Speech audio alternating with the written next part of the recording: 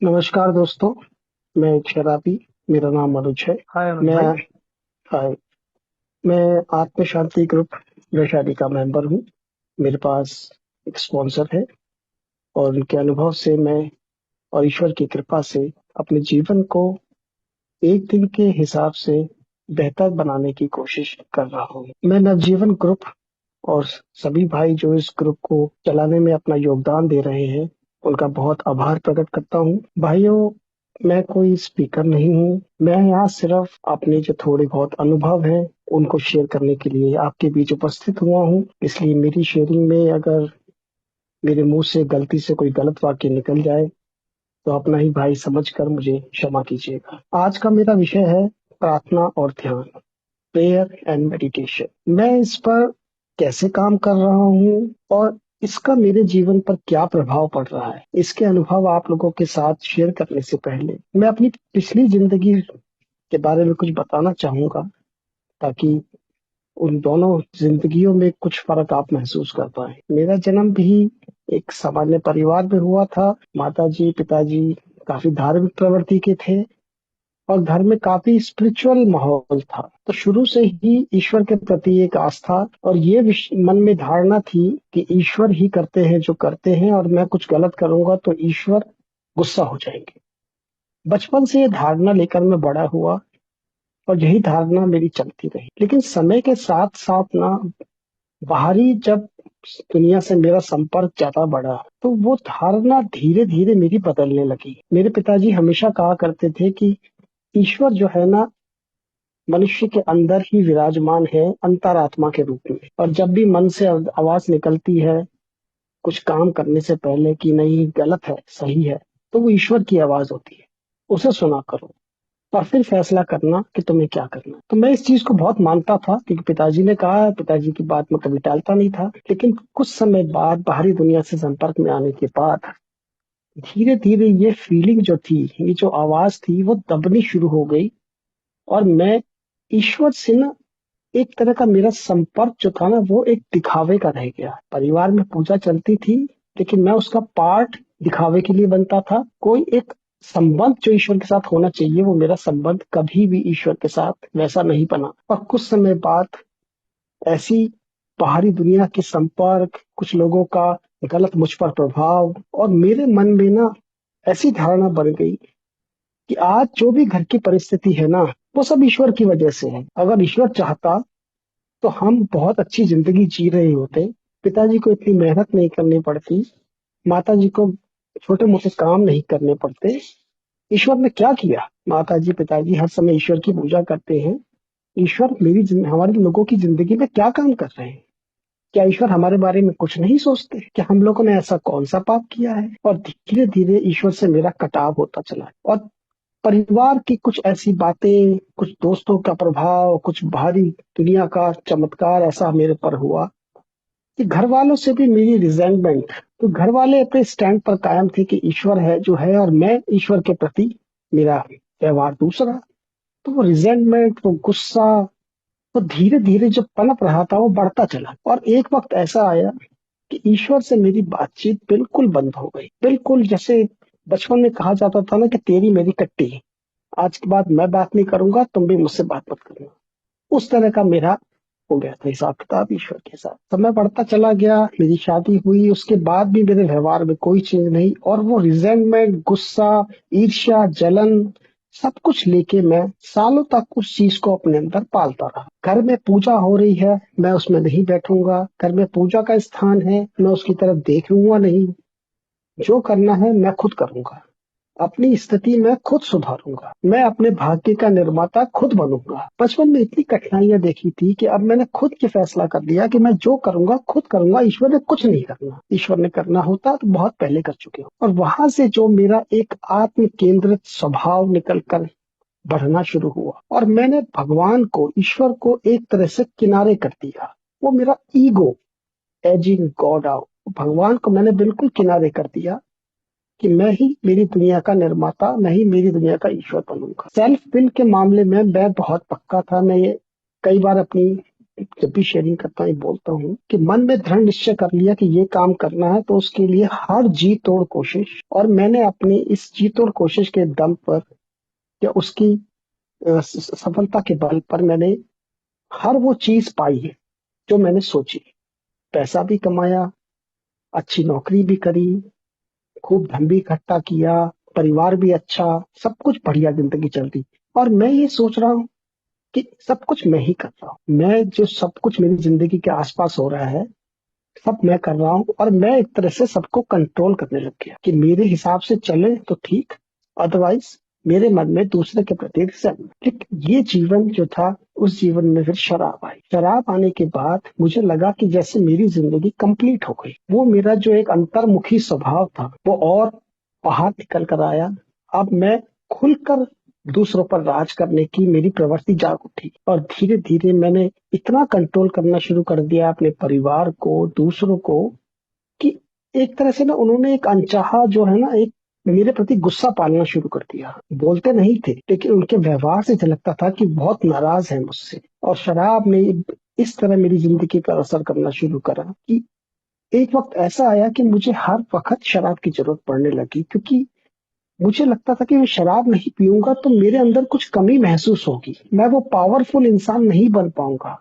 शराब पीने के बाद मैं खुद को महसूस कर पाता, और इसी चक्कर में मैंने शराब ज्यादा पीनी शुरू करी, और एक वक्त में मैं 24 घंटे का शराबी बन चुका था। धीरे धीरे सामाजिक, आर्थिक, व्यापारिक, मानसिक हर तरह से मैं टूट चुका था। एक वक्त ऐसा आया, नौकरी छूट चुकी थी, परिवार से रिश्ते ऑलमोस्ट खत्म थे, वाइफ ने डिवोर्स के लिए पेपर बनवा लिए थे, बेटा मेरा उस वक्त करीबन 19 साल का था, उसने मुझसे बात करनी बंद कर दी थी।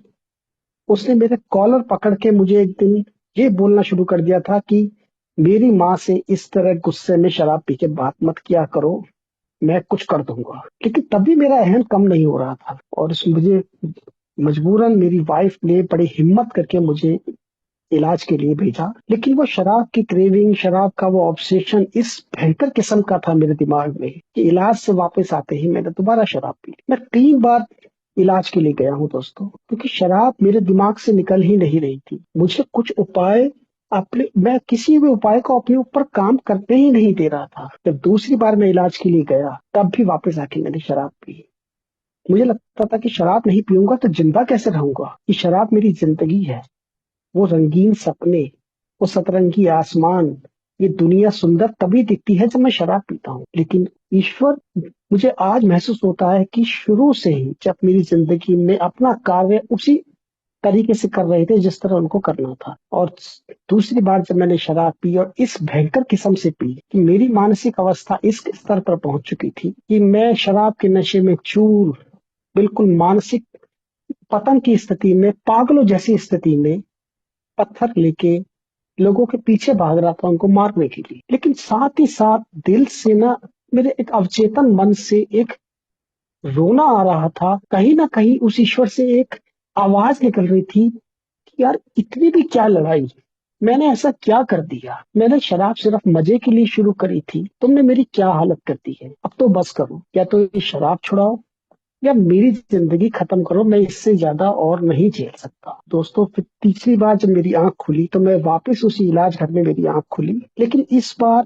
ईश्वर ने शायद मेरी नादानियों को माफ किया, मेरी उन गलतियों को क्षमा किया, मेरी उस प्रार्थना को स्वीकार किया। क्योंकि तीसरी सुबह जब मेरी उस इलाज घर में आंख खुली, तो मेरे दिमाग से, मेरे सबकॉन्शियस माइंड से, मेरे अंदर से शराब का वो क्रेविंग, शराब का वो ऑब्सेशन बिल्कुल खत्म था। मैं बिल्कुल शांत, जैसे शून्य होता है, उस शून्य की अवस्था में मैं वहां बैठा हुआ था, और मेरे अंदर से पता नहीं कि इच्छा हो रही थी कि मुझे यहाँ से निकलना है, मुझे मीटिंग में जाना है। क्योंकि इससे पहले भी मुझे मैसेज मिला था और मैंने उसको सिरे से नकार दिया था कि ये जगह मेरे लिए नहीं है। मैसेज मेरे पास था, लेकिन उस दिन मेरे मन से पता नहीं अंदर से इच्छा हो रही थी कि मुझे मीटिंग में जाना है। और वहां मैं कुछ जितने भी दिन रहा, आते के साथ ही मैंने सबसे पहला ये काम किया कि मैंने मीटिंग ज्वाइन कर। किसने मुझे प्रेरित किया, किसने मुझे समझाया कि जिंदगी यहाँ से शुरू होती है। कि मैं आज अब जो उस जिंदगी को याद करता हूँ कि जो मैं अपने भाग्य का निर्माता बनने की कोशिश कर रहा था, 2 बार मैं मरते मरते बचा हूँ, बिल्कुल नियर टू डेथ। लेकिन किसने बचाया, कैसे बचाया, क्यों बचाया, इन प्रश्नों में मैं नहीं पढ़ना चाहता कि मुर्गी पहले आई या अंडा पहले आया। किसी ने मेरी जिंदगी में काम किया, आज समझ में आता है कि किसने किया। वहां से मेरी अल्कोहलिक्स अनोनिमस की यात्रा शुरू हुई और तब समझ में आया कि ये शराब बंद करने की एक जगह है। शराब तो यहाँ आके बंद हो गई, लेकिन उसके बाद क्या करना है? उसके बाद इस शराब को एक दिन के हिसाब से बंद रखने की जो प्रक्रिया मेरे स्पॉन्सर ने चालू कराई, इन 12 आध्यात्मिक कदमों के द्वारा वो चालू हुई। 3 महीने की मेरी सोब्राइटी कंप्लीट हुई, तब एक ऐसी भयंकर स्थिति मेरे सामने उत्पन्न हो गई कि मैं बिल्कुल हिल गया था और मुझे लग रहा था कि मैं वापस से दोबारा से कहीं मेरी जिंदगी में शराब ना आ जाए। तो मेरे स्पॉन्सर ने बोला था कि जब भी ऐसी कोई विकट स्थिति में पड़ो तो अपने ईश्वर को याद करना, उससे प्रार्थना जरूर करना। दोस्तों, मैंने प्रार्थना करी, लेकिन मैं जब भी मीटिंग्स में जाता हूँ या इन मीटिंग्स रूम में आता हूँ, तो मैं अपने से आगे चलने वाले भाइयों के अनुभव बहुत ध्यान से सुनता हूँ। और मुझे ऐसे ही किसी भाई ने सलाह दी थी कि कदम तो तुम कर रहे हो, बहुत अच्छी बात है, लेकिन इसमें भी प्रार्थनाओं का स्थान बहुत ज्यादा इंपॉर्टेंट है। वो प्रार्थना जो मुझे मेरे ईश्वर के साथ जोड़ती है, वो प्रार्थना जो मुझे मेरे उस उच्च शक्ति के समीप लाती है, इससे मैं बिल्कुल ही कट चुका। वहां से समझ में आया कि जिंदगी को असली ढंग से कैसे जीना है। मैंने ईश्वर से प्रार्थना करी और वो परिस्थिति कैसे पलटती चली गई, किसने पलटी, क्यों पलटी, वो स्थिति सुलझी।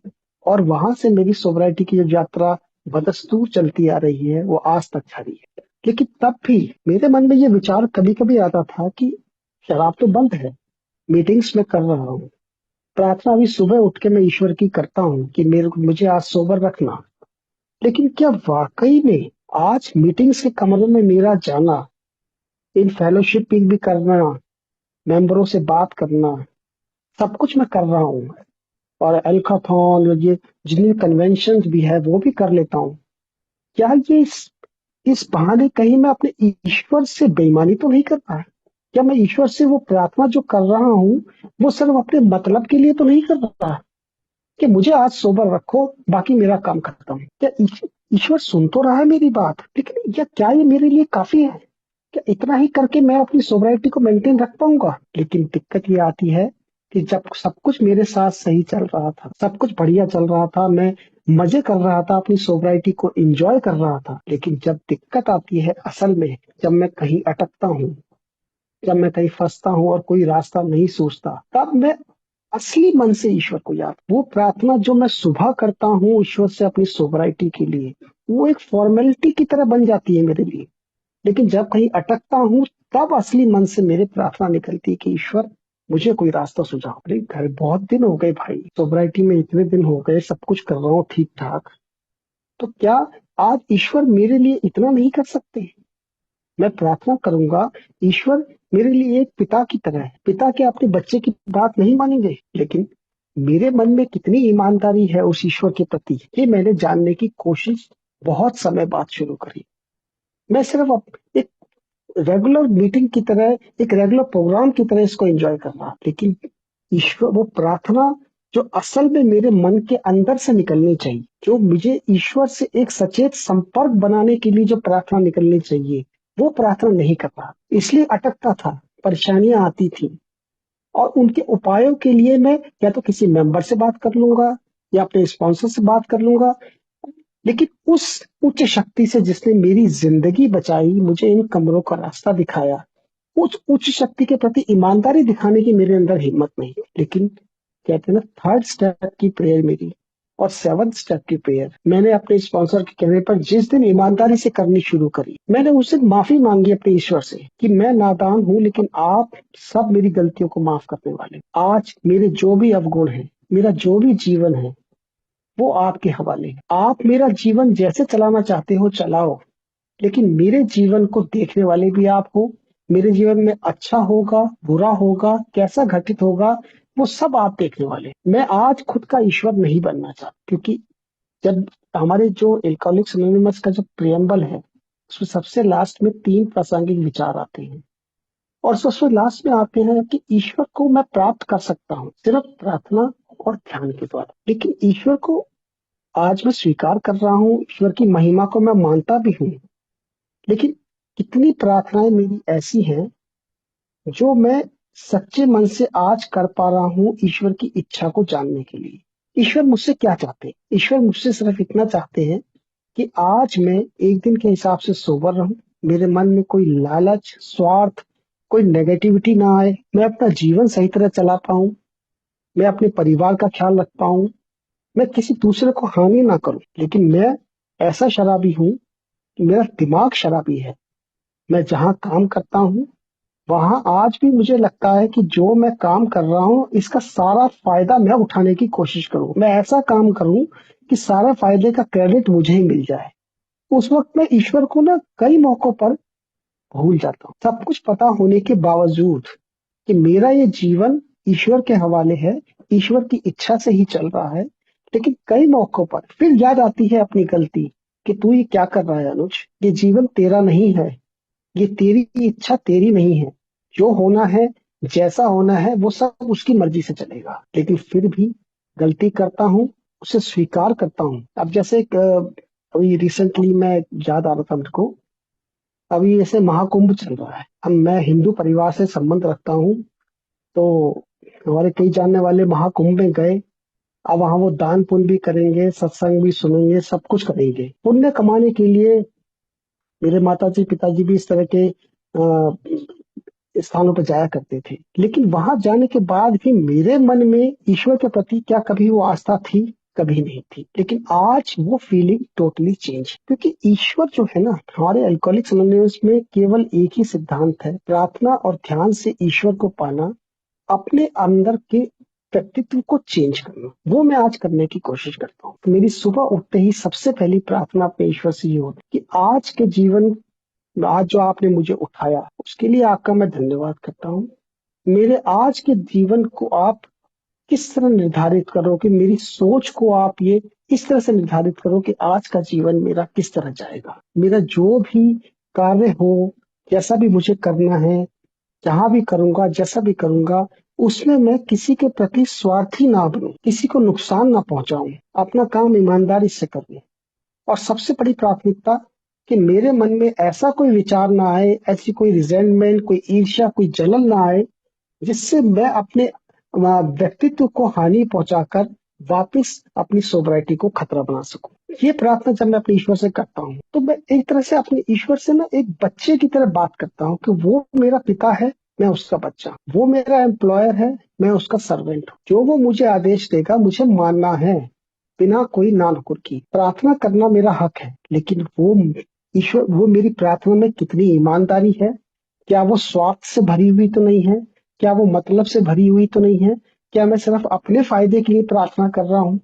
ईश्वर वो भाव सब देखते हैं। ईश्वर ने जो काम करना है वो तो वो करेंगे। ये नहीं कि जो आज तो बहुत अच्छा है, अनुज ने आज प्रार्थना भी कर ली तो बहुत बढ़िया काम हो गया, तो ईश्वर ने जो करना है वो नहीं करेंगे। मैं जो प्रार्थना करता हूँ उससे ईश्वर का भाव नहीं बदलता, मेरा भाव जो बदलता है वो ईश्वर के प्रति बदलता है। आज मैं ईश्वर को जिस रूप में देखता हूँ उस रूप से मेरे अंदर कितनी शांति का महसूस, एक आगमन होता है, उससे मेरा दिन कैसा निकले। अगर सुबह से ही फॉर्मेलिटी के लिए प्रार्थना करी, बाद में वाइफ से किसी बात पे बहस कर ली, मूड खराब करके ऑफिस गया, वहां किसी से झगड़ा कर लिया, तो ऐसे प्रार्थना का मेरे जीवन में कोई महत्व नहीं है। प्रार्थना जो मैंने सुबह करी वो कितनी ईमानदारी से करी, क्या मैं अपने जीवन को बदलने के लिए वाकई सच्ची मन से प्रार्थना कर रहा हूँ, क्या मैं चाहता हूँ कि मेरा जीवन आज सही तरह चले, ये मेरे लिए बहुत जरूरी होता है। दूसरी प्रार्थना मैं अपने ईश्वर से जरूर करता हूँ कि मेरा जो जीवन आज का चलेगा उसके लिए जिम्मेदार आप। आज जो भी मेरे साथ घटित हो वो आप देखना, मेरे पास आपके निर्धारित दिए गए जो भी एक्शन है वो मैं करूंगा, लेकिन परिणाम जैसा भी हो, अच्छा बुरा, पॉजिटिव नेगेटिव, वो सब आपके ऊपर है। मैं संतुष्ट हूँ कि आपने जो भी डिसीजन मेरी जिंदगी के लिए लिया है वो ठीक है। पहले भी ना मैं बहुत बेचैन आत्मा था, कोई काम नहीं बन रहा तो बेचैनी में घर वालों के साथ झगड़ा, हाथ पैर मारना, लेकिन परिस्थिति वैसी की वैसी ही रहती थी, तब भी कुछ नहीं कर पाता था। तो आज मैं उस परिस्थिति को स्वीकार करने के लिए ईश्वर से प्रार्थना करती हूँ। ह्यूमन इमोशंस मेरे कंट्रोल कैसे करूं मैं, मेरे इमोशंस तो आएंगे आज भी, आज भी कई बार ऐसा लगता है कि यार ये ऐसा काम हो जाए तो बहुत अच्छा हो, मैं कर लूंगा इसको, आई कैन मैनेज। लेकिन फिर वापस अपनी उसी स्थिति में आता हूँ कि जो परिस्थिति जैसी रहेगी, ईश्वर से ने जो करना है वो करेंगे। सिर्फ मैं प्रार्थना कर सकता हूँ कि जो भी परिणाम है उसको स्वीकार करने की हिम्मत मेरे अंदर वो देने की कृपा करे। तो ईश्वर उसी मेरे भाव को पहचानते हैं और उसी हिसाब से मेरी प्रार्थना को स्वीकार कर, क्योंकि समस्याएं तो जिंदगी में जब से मैं पैदा हुआ हूँ, जब तक मैं इस दुनिया में रहूंगा, समस्याएं आएंगी जाएंगी। तो उन समस्याओं को या तो मैं फेस कर लूं हंसते हंसते, ईश्वर की इच्छा मान के, या उन समस्याओं से लड़कर मैं अपनी मानसिक शांति को भंग कर लूं। ये सब मेरे ऊपर। आज जो भी मैं एक्शन करता हूँ, मदद मुझे मिल सकती है, फेलोशिप से मिल सकती है, अपने भाइयों से मिल सकती है, लेकिन अगर मेरे एक्शन ही नेगेटिव हैं तो उसका परिणाम भी मुझे ही भुगतना पड़े। ये कहीं ना कहीं आज मैं समझता हूँ। आज कई ऐसे मौके आते हैं जब मुझे लगता है कि ये सामने वाला जो है ना बहुत अनुचित बात कर रहा है और ये बर्दाश्त के लायक नहीं है, लेकिन फिर उसी वक्त तुरंत मैं आत्म शांति की प्रार्थना करता हूँ और उस परिस्थिति को स्वीकार कर लेता हूँ, क्योंकि आज मैं किसी भी परिस्थिति में अपनी आत्म शांति को भंग नहीं करना चाहता। इसका ये मतलब नहीं कि मैं डोर स्टेप बन जाता हूँ या इसका डोरमेट बन जाता हूँ। मैं अपनी बात को आज एक सहज ढंग से, एक मजबूत ढंग से रखने की हिम्मत भी रखता हूँ। लेकिन आज मैं, मेरे व्यक्तित्व में ये परिवर्तन कैसे आए, ये इस आध्यात्मिक प्रोग्राम में, इन 12 कदमों ने और अपनी उस ईश्वर की इच्छा को जानने की कोशिश ने मेरे व्यक्तित्व में ये परिवर्तन लाने की शुरुआत करी। और जहां तक मैं ध्यान की बात करूं, प्रार्थना को मैं ना सही मायने में, जहां तक मुझे समझ में आता है, प्रार्थना करते वक्त ना फिर भी मैं कई मायने में देखूं तो अब बाहरी दुनिया, शोर भी हो रहा है, घर में मैं प्रार्थना भी कर रहा हूँ बैठ के तो आवाजें भी है, मतलब हिलावट है कहीं ना कहीं, लेकिन फिर भी मैं कंसंट्रेट करने की बहुत कोशिश करता हूँ। लेकिन जो मेरा ध्यान है ना, उस वक्त मैंने कई बार जब ये देखा अपने अंतर मन से, तो उस वक्त मुझे किसी भगवान की कोई तस्वीर दिखाई नहीं देती, मुझे कुछ दिखाई नहीं देता, सिर्फ एक हल्का सा प्रकाश दिखाई देता है। जब मैं आंखें बंद करके बाहरी दुनिया को एक तरह से कान बंद करके उस मेडिटेशन की अवस्था में जाता हूँ ना, तो एक सिर्फ हल्की सी रोशनी दिखाई देती है। और जो मेरा अवचेतन मन में जो अशांति है या कोई विकार चल रहा है या कहीं ना कहीं कोई रुकावट है, तो वो रुकावट मुझ में बड़ी शांति से आती है, क्योंकि मुझे चाहिए शांति। मैं बहुत बेचैन हूँ, मैं शराब, मेरे जैसा शराबी हमेशा ही बेचैन रहता है और मुझे अपने आप को हर रोज शांत करना पड़ता है, कि बाहरी दुनिया में हर वो व्यक्ति ऐसा मुझे मिलता है जो किसी न किसी बात पर मुझे उत्तेजित करता है, उनके व्यवहारों से मैं असहज होता हूँ। तो उस वक्त ये प्रार्थना मेरे बहुत काम आती है। वहाँ ध्यान तो मैं नहीं लगा सकता, लेकिन प्रार्थनाएं मेरे बहुत काम आती है। आज कई बार जैसे सड़क पे मैं ड्राइविंग कर रहा होता हूँ तो कई बार एक्सीडेंट हो जाता है, कोई रिक्शे वाला मार जाता है या मेरी गलती होती है, तो उस वक्त ये बड़े नॉर्मल ढंग से उस सिचुएशन को कंट्रोल करता हूँ, क्योंकि मुझे पता है कि इस स्थिति को अगर मैंने असहज बनाने की कोशिश करी तो ये कहीं ना कहीं मेरे लिए खतरनाक हो सकता है। क्योंकि ईश्वर का कार्य जो है वो बिल्कुल सिस्टमेटिक है। ईश्वर की महिमा को मैं इस तरह से देखता हूँ कि ईश्वर जो है ना वो इस संसार को चलाने वाली एक रहस्यमयी, उनके तरीके बहुत रहस्यमयी है।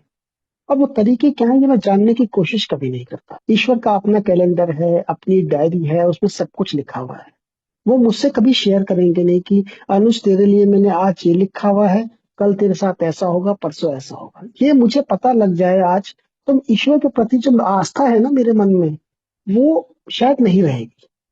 तो मैं उन रहस्यमय तरीकों को रहस्य में ही रहना देना चाहता हूँ, क्योंकि उससे ना एक जिज्ञासा बनी रहती है ईश्वर के प्रति कि आज ईश्वर मेरी जिंदगी में क्या करेंगे। एक तरह का आदर भाव, एक कृतज्ञता का भाव रहता है ईश्वर के प्रति, और ये कृतज्ञता का भाव जब तक मेरे मन में रहेगा, मैं अपने ईश्वर से हमेशा सचेत संपर्क में रहूंगा। आज मैं ये नहीं कहता कि ईश्वर मुझे धन दौलत दे दो, मेरी स्थिति को बहुत ज्यादा अच्छा कर दो, कुछ भी कर दो।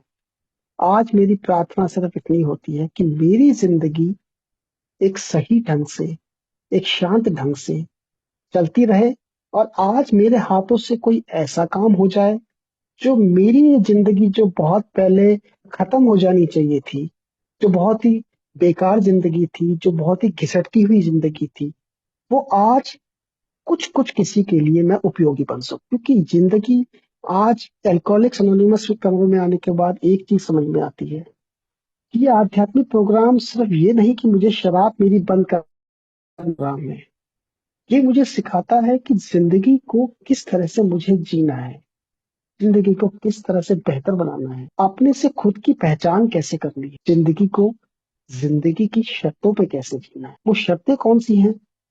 वो शर्तें ये हैं कि मैं आज अपने प्रति ईमानदार रहूं, अपने परिवार के प्रति ईमानदार रहूं, अपने उस ईश्वर के प्रति ईमानदार रहूं कि मेरे मन में जो भाव चल रहे हैं और मेरे मुंह पर जो प्रार्थना है वो एक जैसी होनी। कि प्रार्थना मैं ईश्वर से कर रहा हूँ अपनी अच्छे जीवन के लिए, और मन में चल रहा है कि आज जाके उसका काम बिगाड़ के आऊंगा जाके। वो छल कपट वाली प्रार्थना, वो मेरे ईश्वर को पता है, और ऐसी छल कपट वाली प्रार्थना से मेरे जीवन में कुछ भी अच्छा नहीं होने वाला। चाहे मैं इस आध्यात्मिक प्रोग्राम में 2 साल निकाल लूं, 5 साल, 10 साल या 20 साल, जितने भी निकाल लूं, मैं सोबर तो रहूंगा लेकिन शांत नहीं रहूंगा। वो जीवन मेरा सुकून भरा नहीं रहेगा। ये चीज मुझे मेरे स्पॉन्सर ने बहुत अच्छी तरह समझाई और मुझे समझ गया कि आज जो है ना, मैं देखता हूँ कि आज वो प्रार्थना जो मैं करता हूँ ईश्वर से, और उसी हिसाब से एक्शन जो करने की कोशिश कर, आज परिवार क्यों खुश है, आज बेटा मेरा क्यों हंसता है, आज बेटा मेरे साथ जिद करता है कि मेरा ब्रेकफास्ट आप ही बनाओगे, आज मैं उससे हंसी मजाक कर लेता हूँ। मुझे वो क्षण याद आता है कि मेरा कॉलर पकड़े हुए गुस्से से वो मेरा बेटा बोलता हुआ कि मेरी माँ से शराब पी के इस तरह बात करी तो मैं कुछ कर दूंगा। वो जीवन और आज का जीवन क्यों बदला हुआ है? क्योंकि आज मैं खुद बदलने की कोशिश कर रहा हूँ इस आध्यात्मिक प्रोग्राम के जरिए। मैं ये समझ गया हूँ कि इस प्रोग्राम ने मुझे ये बताया कि मुझे आज किसी को चेंज करने की जरूरत नहीं। ईश्वर मुझसे सिर्फ इतना चाहते हैं कि तू बदल जा, तू अपने व्यवहार को सुधार ले, तू अपने मानसिक विचारों को पॉजिटिव कर ले, बाकी सब कुछ ठीक हो जाएगा। पैसा बहुत कमाया, ईश्वर ने दिया बहुत, उस वक्त मेरी सामर्थ्य थी, मैं संभालने लायक था, लेकिन जब शराबियत के दौर में जब मैं बिल्कुल कैपेबल नहीं था, वो सब कुछ वापस चला गया। लेकिन आज देखता हूँ, मेरी उम्र दोस्तों आज 52 साल है, और सोसाइटी में आने के बाद मैं बेरोजगार था, लेकिन ईश्वर से के प्रति मेरी आस्था उस वक्त कम नहीं थी। अचानक एक दिन नौकरी का चांस मिला। 52 साल की उम्र में कौन नौकरी देता है किसी को? चांस मिला, इंटरव्यू देने गया, लेकिन मैं इस प्रोग्राम के सिद्धांतों को उस वक्त भी नहीं भूला। कमरे में घुसने से पहले मैंने थर्ड स्टेप की प्रेयर करी कि आज जो भी होगा वो आपकी मर्जी। आप विश्वास नहीं करेंगे दोस्तों, इंटरव्यू हुआ, मैंने उनसे मांगे 5 रुपए, उन्होंने बोला हम आपको देंगे 2 रुपए। मैंने बोला ठीक है जी, कोई दिक्कत नहीं। उस परिस्थिति को भी मैंने स्वीकार किया, क्योंकि मुझे लगता था कि वो मेरे ईश्वर की मर्जी है, जो हो रहा है ठीक है। वापस आ गया, नौकरी शुरू कर दी, पहले महीने की सैलरी आई। आप विश्वास नहीं करेंगे दोस्तों, उस ईश्वर का चमत्कार, सैलरी 5 रुपए ही आई। अब मैं उस ईश्वर की इच्छा पर शक कैसे कर सकता हूँ? वो मेरी जिंदगी में काम कर रहा है, सिर्फ मुझे ईमानदारी रखनी है, मुझे विश्वास रखना है, मुझे अपनी प्रार्थनाओं में ईमानदारी रखनी है कि वो मेरा जीवन चलाएगा तो बेहतर ढंग से ही चलाएगा। उसके कार्य करने में कहीं से कहीं कोई कमी नहीं है। कमी थी मेरे अंदर, कमी मेरे अंदर आज भी है, और उस कमी को मैं हर रोज के हिसाब से सुधार करने की कोशिश करता हूँ। हर रोज एक ऐसा कोई चीज करने की कोशिश करता हूँ जिससे मेरी जिंदगी पिछले दिन के हिसाब से आज बेहतर हो सके और जिंदगी बेहतर ढंग से चल सके। ये प्रोग्राम सिर्फ मेरी जिंदगी नहीं बदल रहा, मेरे साथ में रहने वाले, मेरे साथ जितने लोग जुड़े हैं उन पर भी ये प्रभाव डालता है, क्योंकि वो प्रभाव मेरे द्वारा उन तक पहुंचता है। बस यही कोशिश मेरी जारी है दोस्तों, एक दिन के हिसाब से। बाकी दोस्तों, मेरे जो अनुभव थे वो मैंने शेयर करे। अगर मेरे मुंह से कोई गलत वाक्य निकल गया हो तो मैं क्षमा चाहता हूँ, और इसी के साथ मैं अपनी शेयरिंग को विराम देता हूँ। धन्यवाद अनंता भाई।